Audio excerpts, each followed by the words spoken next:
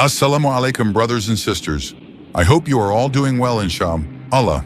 Today I want to speak about how Israel just exposed themselves to the whole world about the crime they are doing. It appears they don't want to even hide anymore because they know people will not be able to do anything about it. They don't cease to surprise us. And now they're actually giving us more information about these militias of terror that they're operating inside of the Gaza Strip, including ISIS-linked groups, the ones that we've been speaking about in the past couple of days. And now they're saying that these people are actually operating not only with Israel, they're not just dealing with Israel, they're also dealing with prostitution, they're dealing with crime, they're dealing with drugs, all sorts of criminality. So at this report herein, the Israeli website YNET, arming the militias on Netanyahu's orders. And here they're saying it was impossible to guarantee that they will not shoot at the soldiers, as in the IDF. The soldiers, as in the IDF. So in this report, initially they were trying to show, as if they're not fully under our thumb, they might have some sort of hostility towards us, but later on in this report, they're confirming that these organizations were also dealing with sex trafficking and drugs, as we can see here. Look, they are, according to them, right? Some people are claiming that they're not identified with ISIS, but they are close in contact with them for economic reasons. Look how Israel tries to kind of play itself out of certain things. So they are not identified with ISIS in Sinai, but they are close in contact with them for economic purposes. So yeah, I'm not ISIS, but I deal with ISIS for economic reasons. Or tomorrow they'll come up with a report and tell you, oh yeah, they deal with ISIS for educational purposes or for a mutual interests. We deal with ISIS in Sinai, but not as if not identified with them, just, reasons. It is true they added that this is their main driving force and that they are mainly involved in drug smuggling, prostitution, and protection to increase wealth unless in the Palestinian national issue. So, I don't know if Israel is trying to or Israeli media, they're trying to make life easier for us or what. But they're confirming that they are running ISIS groups, and they are telling you that these people deal with prostitution and drugs and smuggling protection to increase their wealth. And that's a report in the Israeli mainstream media. And the other report about the rituals, about the sexual rituals that they've had with pedophilia, children from age 5 up to late teens, with MK still serving, powerful people within the community, doctors, police officers, Lord knows who else as well, still operate, by the way, according to the witnesses. Some people are still there, clearly roaming around freely, and that's in the mainstream media of Israel, as if nothing is happening. Yeah, life is easier for me, to be fair. That does make life easier. I don't have to dig too much, and why? Because mainstream media will post that. Moving on to the next thing that I wanted to talk to you about, Abu Ubaida. Abu Ubaida, the spokesperson of Al-Aqsa brigades. Kataib Shahida Azadin Al-Qassam, he's back, and he made a new statement. And I wanted to share some of the things that he said with you based on the recent developments that are happening inside of the Gaza Strip and the humiliation that the genocide terror army is facing against the resistance fighters in Gaza. Humiliation after humiliation, I'm telling you. This last campaign by the Palestinian resistant, David Stones, has been a nightmare on the Israeli terror forces. They're taking down buildings with like 12 or 15 terrorists, Israeli soldiers, APCs, all sorts of 105s, everything under the sun, increasing their attacks. So Abu Ubaida, he had a short statement that he made today, and he said the enemy has no choice but to stop the aggression or face more coffins. So as in either stop the war, or you're going to go back in coffins to your genocide state.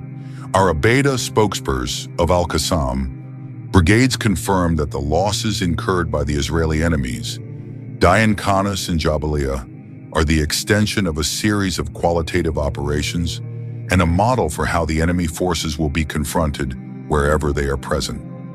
Abu Ubaid said in a statement on Friday evening, "The enemy's people have no choice but to force their leadership to stop the war of extermination or prepare to receive more of their sons in coffins." He added, "Our mujahideen, the heirs of the prophets, continue to throw David's stones at the chariots of Gideon or Gideon's chariots, crushing the tyranny of the occupation and causing it to perish. They record with their heroism the victory of the oppressed believing group over the arrogant, oppressive group, and they continue this report. 6 Zionist soldiers were killed and 17 others were wounded, some seriously, in special military operations by the Mujahideen in the Gaza Strip." And Israel is confirming. So Abu Ubaida, in short, saying David's stones, the Palestinian David's stones, are crushing Gideon's chariots or Netanyahu's wheelchair. You choose. That was the latest statement coming from Abu Ubaida after, well, we haven't heard from him in several weeks, but now he's back and he made this statement for us.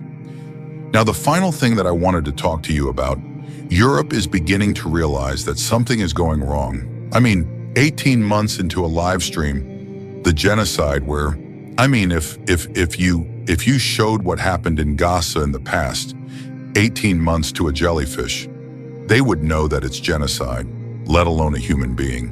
So what? I mean, are jellyfish more intelligent than European leaders? What is it exactly? But anyway, the European leaders now are trying to kind of say that there's a problem here. You know, it might be, a war crime. It might be a genocide. We're not sure.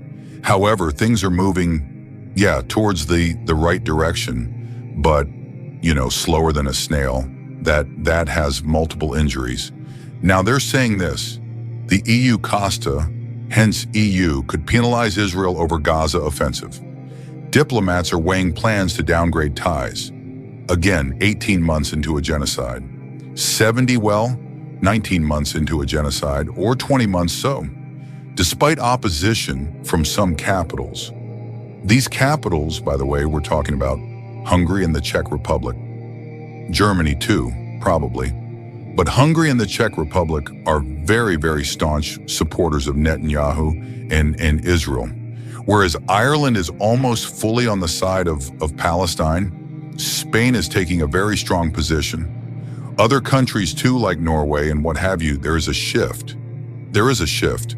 But listen, I mean, there was a statement from Canada, Britain, and France the other day that was also, not the traditional statement, right? But what is he saying, Kostier? He said that the agreement that we have with Israel forces Israel to abide by certain laws, humanitarian laws, basic human rights. Now, we may find that Israel is breaching human rights. Again, almost 2 years into a genocide, and Europe is now realizing that, oh, hold on a second, it's just a species of human rights. Oh my God, 20,000 children, 50,000. In total, tens of thousands under the rubble. Now you're realizing, Ikarbatak, as we say in Arabic, good morning. But anyway, according to them, we might have to cut the disagreement, but they can't cut the ties completely with Israel. And why? Why are they saying that? Because apparently for them to cut ties with Israel completely, there needs to be a consensus. Oh, everyone needs to agree that they need to cut the ties with Israel. But Hungary and the Czech Republic apparently are still taking very, very supportive positions as a matter of fact, Benjamin Netanyahu went and met Orban. He was in Hungary, so Netanyahu was in Europe. And that was an attempt from Netanyahu to show people that, look, I can put my foot down in Europe and you can't do anything about it. Despite that, he was petrified. He was trying to get guarantees from multiple countries, making sure that I can fly over to the United States. Because after he met with Orban, he went to see Donald Trump for the meeting he was visited. He was invited too. Basically a telling off coming from Donald Trump when he told him that you need to be reasonable, basically. And he made him hear a few things that he didn't really like. So he's still supporting him. And according to this report, Europe cannot completely cut ties with Israel unless there's consent.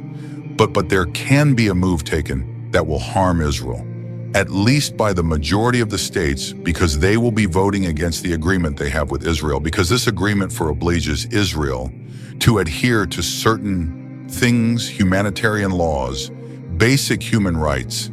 And of course, again, now they're saying, oh, Israel might be in breach of, human rights. But it's serious. Why is it serious? Because 2 weeks ago, the Israeli foreign minister, he went to Europe just over 2 weeks ago. He met with European leaders, and they already told him about this. They already told him about the next expected moves. Netanyahu had an option to reach an agreement. He didn't. And now he's facing this. And again, look at how much time Europe has given Benjamin Netanyahu. Of course, the United States is a whole different story. Marco Rubio was imposing sanctions on Iran and the ICC today. He's saying that how dare the ICC have these illegal moves against the Israeli prime minister? Sanctions. Poor ICC and ICJ trying to preserve, what's left of this international judicial system only to be with Marco Rubio and with the American administration threatening to kill them, basically. But this could cause a lot of headache to Israel. Why? Because Israel is a very big economic partner to Europe, both when it comes to export and import. Israel relies heavily on a lot of tech being imported from Europe. Israel is a big exporter to Europe when it comes to technology. Again, there's a lot of trade happening. Lots of businesses are sold and purchased from both country startups too. Israel has a very big interest in the security market or the arms industry, especially with many European countries too. So that could cause them big problems. And these moves that are being proposed now by these European countries could give Israel a headache, because who will they have after this? Okay, we get it. The United States, they support them. They fund them too. Europe is second. If Europe takes this action, even if we keep the United States, it's a very, very hard hit. And by the way, observers in Israel, politicians and people at the top levels of the political echelon are saying that this would be a case of national threat. It would be a national disaster for Israel. Some people said that it would lead to destruction, the destruction of the state of Israel. If Europe starts to cut economic ties, if they don't have the same relationship that they had with Israel, and if they start to boycott them. But that's where Benjamin Netanyahu is leading the country, and clearly Europe, after the threats that they have made to Israel and Benjamin Netanyahu, they are going ahead with some moves at last.